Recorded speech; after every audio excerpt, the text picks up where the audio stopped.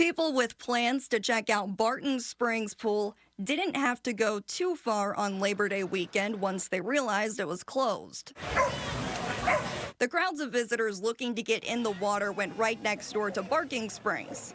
However, the city is now asking people to avoid the creek as well. I think the city would have liked to have it open for the holiday weekend, and I understand that it's the main pool that everyone wants to go to, but they have to do what they have to do and make the necessary fixes. As crews work to make these repairs, they're now asking everyone to avoid the Barton Springs area as well. But as you can see, people aren't too deterred by the caution tape. People are still out here. I don't think that's going to change. In an announcement from Parks and Rec on Tuesday, they stated the pipes date back to the 1940s and were pulling water into an abandoned pipe below the pool's dam, creating a safety hazard. Yeah, it's inconvenient.